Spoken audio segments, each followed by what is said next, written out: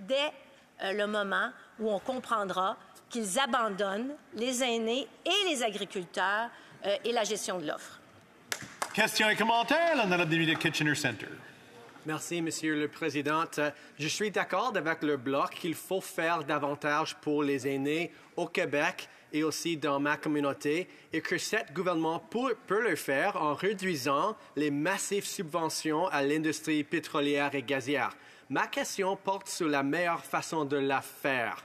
Le Bloc propose d'augmenter la base de la sécurité de la VIS qui fournit des prestations peu variables aux aînés avec revenus jusqu'à un peu plus que 148 000 par année.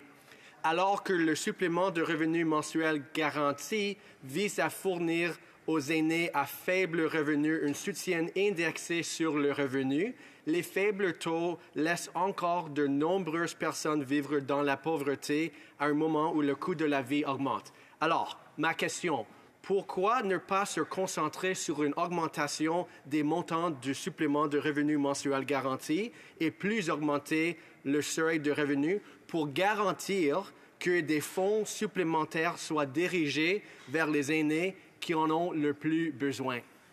L'honorable député de Salaberry-sur-Roi.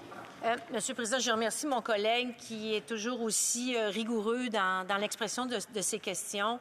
Il y a beaucoup d'autres manières de supporter aussi les aînés. Je pense que le Bloc, dans sa dernière plateforme électorale, l'avait aussi suggéré, des incitatifs fiscaux, entre autres. Vous savez, moi, je pense que quand on a la prétention de diriger un gouvernement progressiste ou social-démocrate, c'est aussi le moment de faire des choix.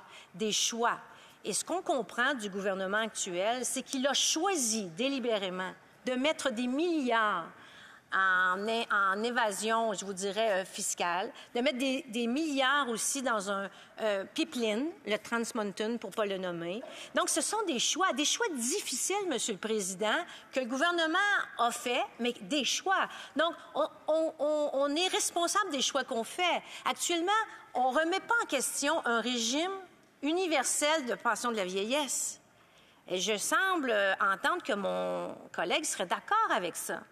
Nous, ce qu'on dit, c'est que le Canada a les moyens financiers d'offrir aux aînés de 65 ans à 74 ans le même montant mensuel pour la pension de la vieillesse. Ça, on le sait qu'il y en a les moyens, mais il s'agit de faire des choix judicieux, social-démocrates, et j'ai le sentiment qu'il ne s'apprête peut-être pas nécessairement à nous appuyer dans la motion qui est discutée aujourd'hui. Et ça me rend vraiment triste parce que ça veut dire qu'il exprime haut et fort son abandon pour les aînés les plus vulnérables. Reprise du débat, l'honorable député de Terrebonne. Monsieur le Président, je me